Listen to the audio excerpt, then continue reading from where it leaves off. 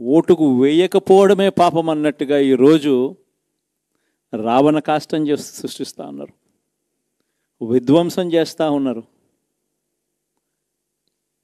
ఆస్తులు నష్టం చేస్తున్నారు, కొడతా ఉన్నారు, అవమానిస్తూ ఉన్నారు. ఇవన్నీ శిశుపాలుని పాపాల్లో భాగాలుగా ఇవన్నీ అప్పుడే పాపాలు మొదలయ్యాయి. ఒకవైపున మనమేమో మనకు ఓటు వేయకపోయినా కానీ ఏ రోజు కూడా డిస్క్రిమినేషన్ చూడలేదు. అటువంటి వాళ్లకు కూడా మనం డోర్ డెలివరీ చేసిన ప్రభుత్వం పాలన మందైతే ఈరోజు కేవలం ఓటు వేయలేదన్న ఒకే ఒక కారణంతో ఏకంగా కొడతా ఉన్న పాలన వీళ్ళది. ఈ పాపం ఊరికే పోదు.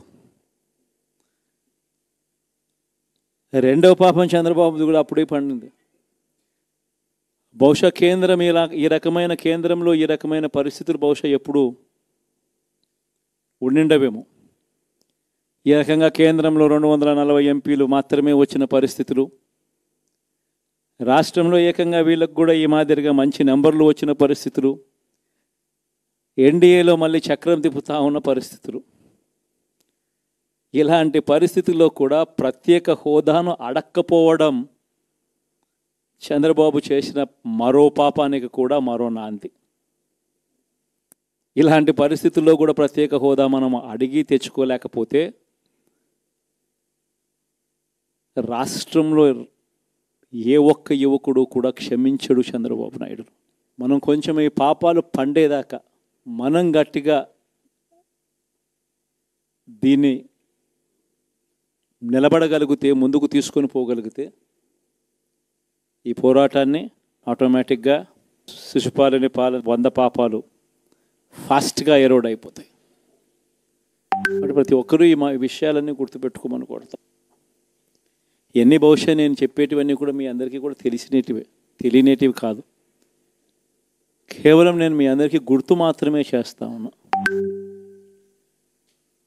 కష్టాలు రావడం అన్నది సర్వసహజం. కష్టాలు ఇలా మనం ఎదుర్కొని నిలబడడం అన్నది మన చేతుల్లో ఉన్న అంశం అన్నది మాత్రం ఖచ్చితంగా ప్రతి ఒక్కరూ గుర్తుపెట్టుకోమని మీ అందరితో కూడా కోరుతా ఉన్నాను. శాసనసభలో, చట్టసభలో మీ సభే అన్నిటికన్నా ముఖ్యమైన సభ అవుతుంది. ఓటు వేయలేదు అన్న ఒకే ఒక కారణంతో మనుషుల్ని కొడతా ఉన్న పరిస్థితుల్లో, మనుషుల్ని అవమానిస్తూ ఉన్న పరిస్థితుల్లో, మనుషుల్నే బలవంతంగా ఆస్తి నష్టం చేస్తూ ఉన్న పరిస్థితుల్లో ఇక ప్రతిపక్షం ఉన్నది ఒకటే ఒక పార్టీ, ఆ పార్టీకి అవకాశం ఇవ్వాలా అన్న కనీస నైతిక విలువలు వాళ్ళు పాటిస్తారన్న నమ్మకం నాకైతే లేదు.